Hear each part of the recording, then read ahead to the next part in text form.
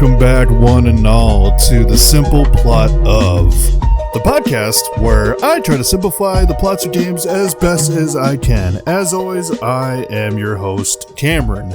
Now, this week, I decided, you know what? I'm not going to continue the Kingdom Hearts thing. I'm just going to keep going with it until I'm done, or until you guys are sick of me talking about it. And I had a thought. I was like, oh, I should go in timeline order so that it makes a little more sense. Like, I start with the earliest in the timeline, and then I go forward. But I already did the episode on the first game, so I already kind of screwed that up. So I've decided that, you know what, I'm just going to do these in release order. So there's going to be an episode where I talk about a game that takes place well before, like, a previous game that I talked about. That's not the case for today's episode, because the next game that was released for Kingdom Hearts is Chain of Memories. Not my absolute favorite Kingdom Hearts. That still belongs to Kingdom Hearts 2. But it's definitely up there, because like I said before, Chain of Memories is my very first Kingdom Hearts game that I actually owned, and not necessarily beat. I never beat it as a kid. I beat it as an adult. But it's literally what got me into the series, so yeah, that's what we're talking about today. But before we get into that, obviously spoilers. And also, check the link in the description for all the socials and the whatnot. But with that, there's that. Let's get into Kingdom Hearts Chain of Memories.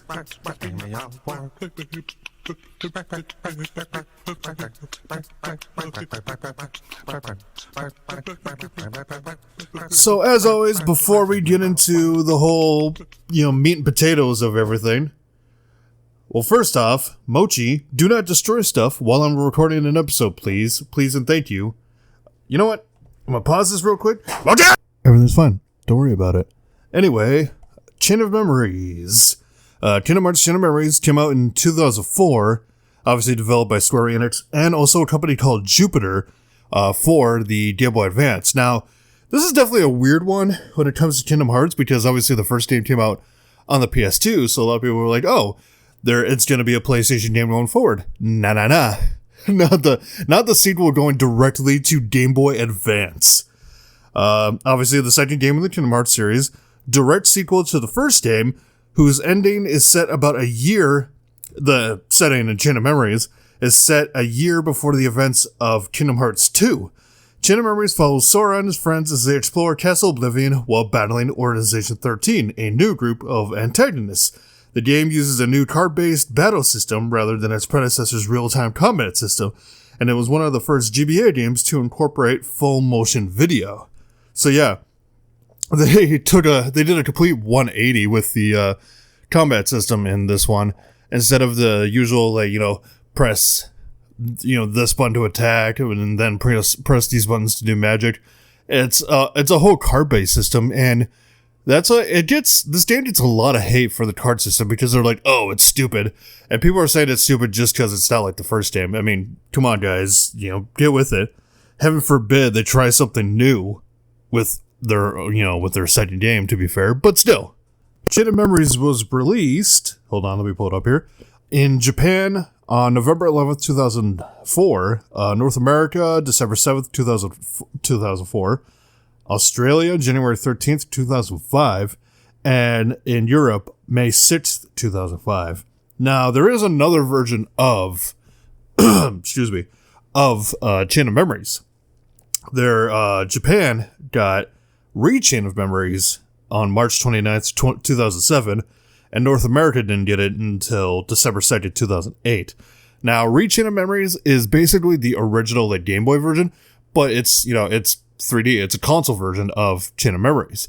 It's a 3D, and a lot of people hate on Re-Chain because what worked in a 2D space, what worked on a small 2D on the Game Boy, doesn't really translate well to 3D, and I think that's where a lot of the hate for Chain of Memories comes from. It comes from Re-Chain, because the original was great. I love the original, but what is the original about? What is the plot?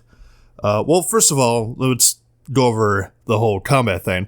It's a card system in this game, so basically what it is that you get a deck of cards. Like you get different T-Blades in this card, and you also get like your tier cards, your fire, your blizzard. You get ally cards and all that stuff. And it's basically you can hit the button to continuously use it, or you can hit I believe it was L and R on Game Boy, and you could create slights. And eventually, like when you go throughout the game, you get different slights that are different, like special attacks, basically. I don't know. It's one of those things you have to experience for yourself, but it was definitely a huge difference from the first game. But what is the plot of Kingdom Hearts Chain of Memories? Now, I was going to just paraphrase the Wikipedia, but the Wikipedia is actually pretty short on it, to be honest. Kingdom Hearts Chain of Memories takes place immediately after the events of Kingdom Hearts, the first game in the series. It takes place in Castle of... Okay, they skip something, so, screw you, Wikipedia, I'm going to talk about it. So, in Chain of Memories, we start off, because remember when I said at the end of the first Kingdom Hearts, there's that post-credit scene where Sora, Donald, and Goofy are going down the trail with grass fields, and then Pluto shows up with a letter, and they start chasing after Pluto, because they're like, hey, he knows where Mickey is. So we pick up from that, and they eventually are led to this place. They're still in the realm of darkness, by the way. They're led to this place called Castle Oblivion. And they meet a hooded figure there that tells them that the further they go into the castle, the more they forget. Like, the more they're... Like, it's something like the more they remember, the more they forget, or something like that. But basically, they go through... Actually, no, here's the story. Let's, fuck me. Whatever I say, here's the story.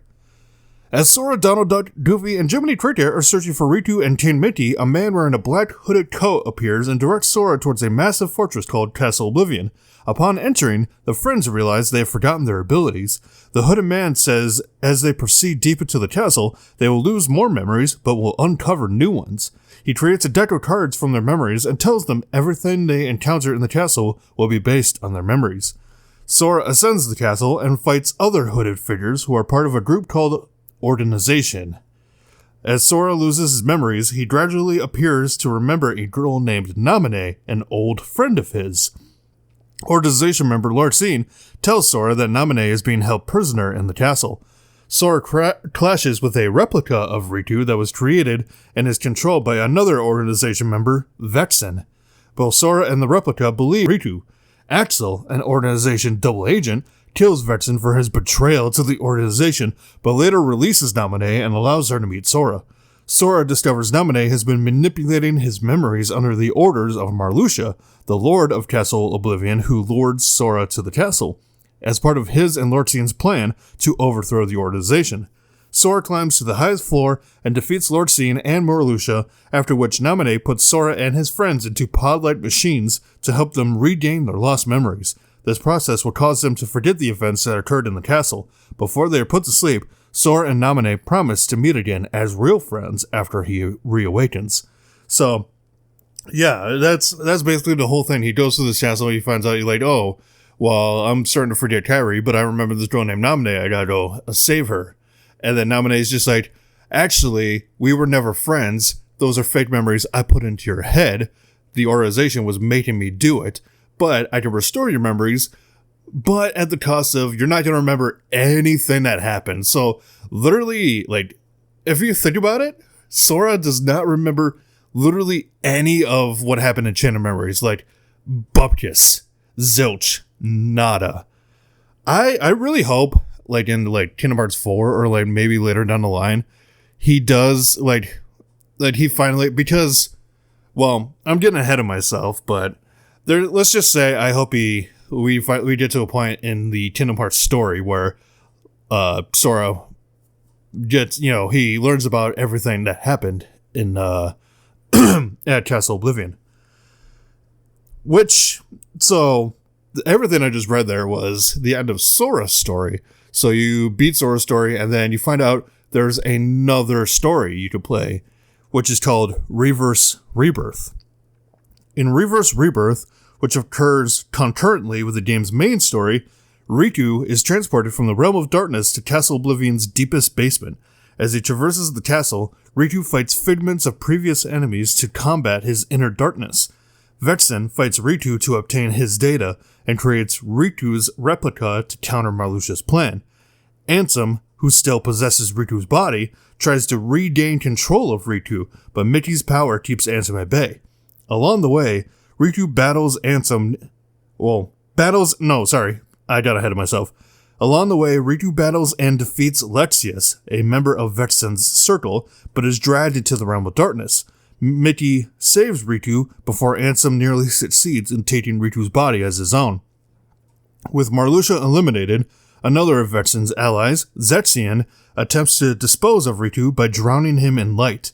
Ritu is saved by Naminé disguised as Tairi, who helps him control his darkness, allowing Ritu to defeat Zexion. Ritu later meets Diz, an enigmatic individual who sends him to find Naminé. Ritu's replica, who has learned of his altered memories, kills Zexion and steals his abilities under Axel's manipulation, seeking to justify his existence by killing Ritu, but Ritu destroys the replica.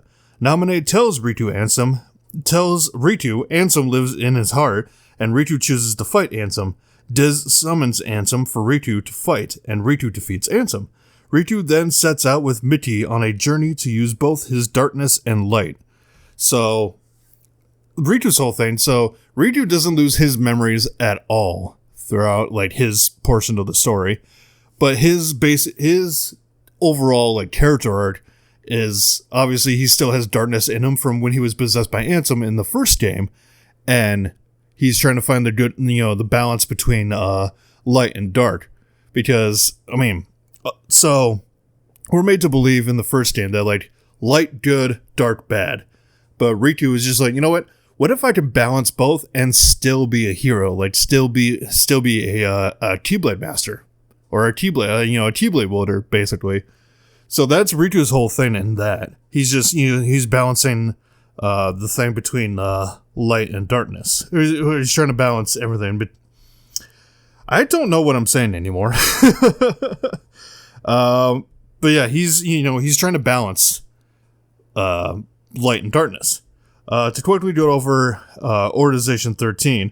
Now, I'm going to list off members of Organization 13, just all the different members of Organization 13.